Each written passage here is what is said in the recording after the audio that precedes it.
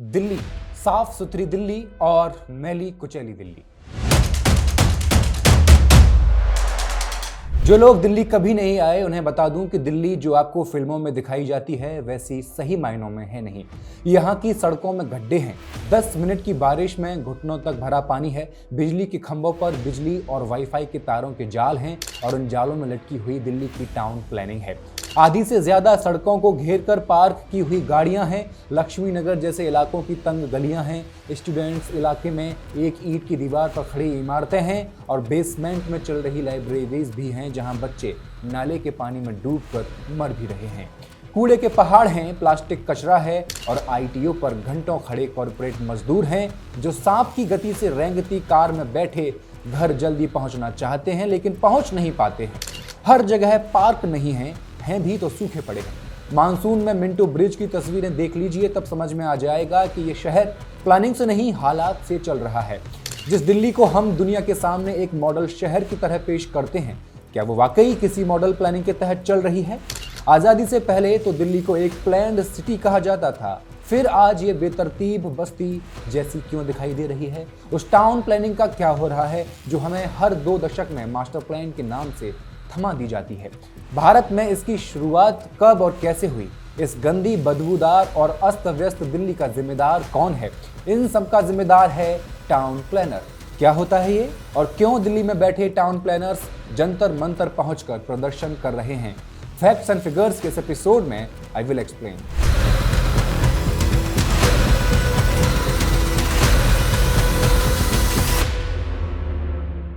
नमस्कार, मैं हेमंत और आप मॉलिटिक्स देख रहे हैं। दुनिया का सबसे खूबसूरत महाद्वीप है यूरोप। हम जब किसी यूरोप के शहर को देखते हैं, खुली सड़कें, हरियाली, ट्रैफिक का ठीक ठाक बहाव, पानी बिजली की बेहतर व्यवस्था और साफ सुथरे मोहल्ले, तो हम कहते हैं क्या शानदार शहर है।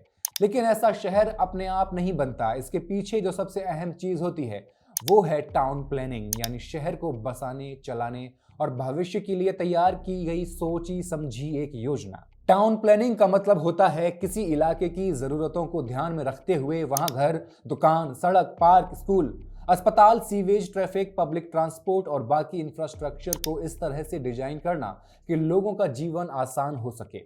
एक प्लानर सोचता है कि अगले 20 से 30 सालों में किसी शहर की कितनी आबादी बढ़ जाएगी, कितनी जमीन की जरूरत होगी, कितने स्कूल लगेंगे, कहां सड़कों को चौड़ा करना पड़ेगा और कहां ट्रैफिक सिग्नल की जरूरत पड़ेगी। वैसे टाउन प्लानिंग कोई नई और सिर्फ यूरोप में जन्मी अवधारणा भी नहीं है। हड़प्पा और मोहनजोदारो जैसे प्राचीन नगरों में भी सीधी सड़कें, ग्रिड सिस्टम और सटीक जल निकासी की योजनाएं मौजूद थीं। यानी भारत में भी टाउन प्लानिंग का कॉन्सेप्ट लगभग हजारों साल से है। अगर आधुनिक भारत की हम बात करें तो टाउन प्लानिंग की शुरुआत ऑफिशियली भारत में अंग्रेजों के शासनकाल में हुई। 1864 में पहली बार मुंबई सिटी इंप्रूवमेंट ट्रस्ट का गठन किया गया था, जब मुंबई में प्लेग की महामारी फैली और भीड़भाड़ से निपटने के लिए सरकार को शहर की योजना बनाने की जरूरत महसूस हुई। इसके बाद फिर 1915 में मद्रास प्रेसिडेंसी में टाउन प्लानिंग एक्ट बनाया गया, जो भारत का पहला ऑफिशियल टाउन प्लानिंग कानून माना जाता है। फिर 1920 और 30 के दशक में कई रियासतों और बंबई प्रेसिडेंसी में ऐसे एक्ट लाए गए जिनके जरिए शहरों की प्लानिंग और जोनिंग को कानूनी रूप दिया गया था। 1951 में जब भारत का पहला 5 ईयर प्लान बना तो उसमें पहली बार शहरी नियोजन के लिए बजट निर्धारित किया गया।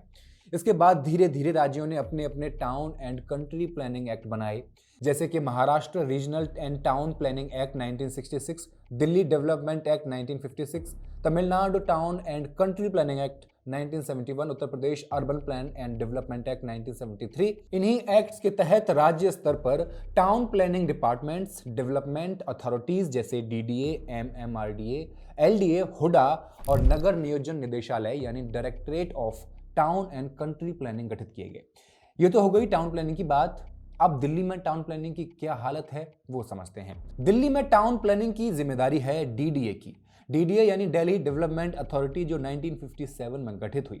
साल 1962 में डीडीए ने पहला मास्टर प्लान लागू किया जिसका नाम था एमपीडी 1982 यानी मास्टर प्लान फॉर दिल्ली 1982। इसमें दिल्ली के भविष्य को देखते हुए जमीन का उपयोग तय किया गया था। कहाँ रिहायशी इलाके होंगे, कहाँ बिजनेस हब होगा, कहाँ पार्क होंगे और कहाँ ट्रांसपोर्ट इंफ्रास्ट्रक्चर होगा, एटसेट्रा एटसेट्रा। एमपीडी 1982 में रिंग रोड, बस टर्मिनल, हर मोहल्ले में स्कूल, पार्क, सामुदायिक भवन की व्यवस्था की गई थी। इसके बाद अब चौथा मास्टर प्लान चल रहा है जो 2021 से 2041 के लिए बना है। अब सवाल यह है, जब इतने मास्टर प्लान्स बन रहे हैं तो दिल्ली में वो सब समस्याएं क्यों हैं जो मैंने वीडियो की शुरुआत में बताई? क्या वाकई मास्टर प्लान्स को जमीन पर उतारा गया या अधिकारी और नेता मिलकर घूस खाते रहे, फाइलें पास होती रहीं? क्योंकि मास्टर प्लान से बनी दिल्ली की गलियों, यहाँ के बाजार और सड़कों से आप गुजरते हैं तो ऐसा महसूस नहीं होता कि शहर किसी प्लानिंग के तहत बना है। हकीकत में दिल्ली की हालत एक बेतरतीब और बेतरकीब बस्ती जैसी होती जा रही है, हो चुकी है। शायद इन्हीं सारी कमियों को पूरा करने के लिए जरूरत है टाउन प्लानिंग एक्ट की, जिसके लिए टाउन प्लानर्स लगातार संघर्ष कर रहे हैं, सरकार से मांग कर रहे हैं। हमने कुछ लोगों से बातचीत की और जाना कि उनकी मांगें क्या क्या हैं और टाउन प्लानिंग एक्ट क्यों जरूरी है। हमारी मांगे थी एक जैसा एडवोकेट्स के लिए एडवोकेट्स एक्ट है, आर्किटेक्ट्स के लिए आर्किटेक्ट्स एक्ट है और डॉक्टर्स के लिए MCI medical council of India है। तो हम चाहते हैं जस्ट एक हमारे टाउन प्लानिंग प्रोफेशंस के लिए एक कॉन्स्टिट्यूशनल एक्ट हो जो हमें एम्पावर करे, हमें और ताकत दे, हमें और शक्ति दे कि हम अपनी देश और समाज की सेवा अच्छे से मतलब एक सुनियोजित तरीके से कर सके। तो ये हमारी मांगे थी और बाकी मांगे है जैसा एक प्लानिंग का रिसर्च काउंसिल होना चाहिए सारे देश का, ये एक मांग है। और दूसरा जो हमारा 3,500 से ऊपर जो पोस्ट खाली है सारे देश में, वो सारे पोस्ट को इमीडिएटली फिलअप करने के लिए हम सरकार से आग्रह करते हैं। भारत सरकार के विशेषज्ञों ने वहाँ बात और उस रिपोर्ट में लिखा है कि टाउन प्लानर्स एक्ट को लाना बहुत ज़रूरी है इस पूरे प्रोफेशन को रेगुलेट करने के लिए, और नए टाउन प्लानर्स को भी लाना ज़रूरी है। लेकिन वर्तमान में ऐसी दिशा हो रही है कि नए टाउन प्लानर्स इस पूरे क्षेत्र में आने से कतरा रहे हैं क्योंकि इनका territory, there is no constitutional support और legislation that gives the, suppose I become a doctor, it becomes a legislative provision for me that I can only practice medicine, nor any layman cannot practice. But now in context of town planning, multiple non-planners are practicing the town planning thing. So we are emphasizing on the voice that हमको town planning act तो हर राज्य में है, पर town planners act लाने से professionals को एक सोशल और एक लेजिस्लेटिव सिक्योरिटी का प्रावधान हो जाए। अगर आप दिल्ली की बात करोगे तो आप डेली लाइफ में जो इश्यूज फेस कर रहे हैं अभी, लाइक ट्रैफिक के इश्यूज है, इंफ्रास्ट्रक्चर रिलेटेड इश्यूज है, लाइक कई जगह पे रोड सही तरीके से नहीं बनी हुई है, टूटी हुई है, कहीं पे स्टेयरकेस टूट रही है, ये सब है। और लाइक फ्लडिंग इश्यूज है, ड्रेनेज के इश्यूज है, वो सब issues are related to town planners. Like कहीं ना कहीं हम खुद को ये ब्लेम करते हैं इनडायरेक्टली कि अगर हम ये काम नहीं कर पाए तो हमारी वजह से लोगों को परेशानियां झेलनी पड़ती है। तो उसकी इफ़ेक्ट टाउन प्लानर ना होने की वजह से उसकी इफ़ेक्ट डायरेक्टली दिल्ली की जो पॉपुलेशन है उनको भुगतनी पड़ती है। तो जब अगर टाउन प्लानर होगा, उसको हर शहर का पॉपुलेशन प्रोजेक्शन भी करता है वो, कि अगले 20 साल में यहाँ किस तरह की इकोनॉमिक एक्टिविटीज़ हो रही है, किस तरह की सेकेंडरी और टर्शरी प्रोफेशनल ऑक्यूपेशनल एक्टिविटीज़ हो रही है और उसका पॉपुलेशन प्रोजेक्शन किस तरीके से होगा। और जब वहाँ कोई टाउन प्लानर नहीं होता, उसको ये कोई चीज़ पता नहीं होती, वो नए फाइलें और नक्शे पास करते जाता है। और जब नए फाइलें और नक्शे कई बार पास नहीं होती तो इलीगल कॉलोनीज़, क्योंकि हाउसिंग डिमांड तो है, यहाँ हाउसिंग की डिमांड है, हाउसिंग कंजेशन भी है। आज के डेट में करंट में as per the census projected data, India has an average housing congestion of 5.8% per house hold. अब सोचने वाली बात यह है कि घंटों लंबा ट्रैफिक जाम क्या सिर्फ गाड़ियों की संख्या की वजह से है? नहीं, ये फेलियर है प्लानिंग का, खासकर पार्किंग, सड़क डिजाइन और इंटरसेक्शन मैनेजमेंट का। टाइम्स ऑफ इंडिया के अनुसार साल 2019 में दिल्ली में 75 लाख गाड़ियां रजिस्टर्ड थीं, लेकिन पार्किंग की सुविधा दिल्ली में केवल 1 लाख से भी कम गाड़ियों के लिए है। चलिए अगर मान भी लें कि 1 लाख के लिए है भी, तब भी ये मात्र 1.3% होता है कुल गाड़ियों का। यानी दिल्ली में हर 1000 गाड़ियों के लिए मात्र 13 पार्किंग स्लॉट्स हैं। अब ये बाकी गाड़ियां कहाँ खड़ी होंगी? ये या तो सड़क किनारे खड़ी होंगी या फुटपाथ पर चढ़ा दी जाएंगी, जो ट्रैफिक जाम का कारण बनती है। वैसे तो दिल्ली के मास्टर प्लान में ये साफ लिखा गया है कि हर व्यावसायिक परिसर में यानी बिजनेस कॉम्प्लेक्स में या किसी बड़े बाजार में इन हाउस पार्किंग की व्यवस्था होनी चाहिए। लेकिन हकीकत देखिए, जो सरकार, जो संस्था ये नियम बना रही है वही इसे फॉलो नहीं करती है। दिल्ली के central business district Connaught place में पार्किंग के नाम पर गाड़ियां रोड पर खड़ी कर दी जाती हैं। पार्किंग के नाम पर जीरो स्पेस होता है। सराय काले खां, ITO, लक्ष्मी नगर, रिंग रोड, पंजाबी बाग, धौला कुआं और NH24 जैसे इलाके देश के सबसे खराब ट्रैफिक जोन में गिने जाते हैं। दिल्ली में ट्रैफिक जाम की वजह से हर रोज भारी मात्रा में ईंधन बर्बाद होता है। सेंट्रल रोड रिसर्च इंस्टीट्यूट ने 2014 में बताया था कि दिल्ली के 8 व्यस्त चौराहों पर रोज करीब 40,000 लीटर ईंधन जाम में बेकार हो जाता है, जो 115 टन CO2 प्रदूषण फैलाता है। टाइम्स ऑफ इंडिया 2025 के मुताबिक एक खास दिन जब VIP मूवमेंट था तब 2 लाख गाड़ियां जाम में फंसी और 46,000 लीटर ईंधन बर्बाद हुआ। Centre for science and environment CSE ने भी 2024 में कहा कि ट्रैफिक जैम से दिल्ली में ईंधन और समय दोनों की भारी बर्बादी हो रही है। इसमें वक्त का नुकसान तो शामिल ही नहीं है। लोग रोज औसतन अपने 50 से 70 मिनट कीमती समय अपना ट्रैफिक में गंवा देते हैं।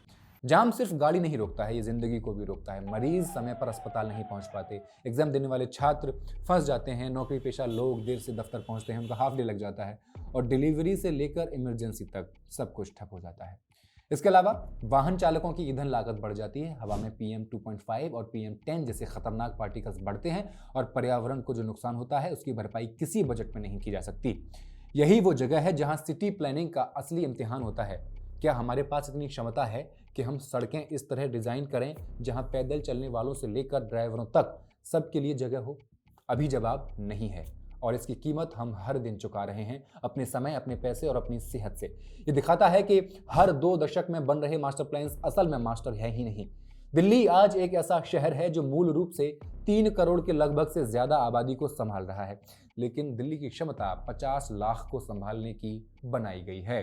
नतीजा यह है कि हर चीज पर बोझ है, सीवेज से लेकर सड़क तक, स्कूल से लेकर अस्पताल तक।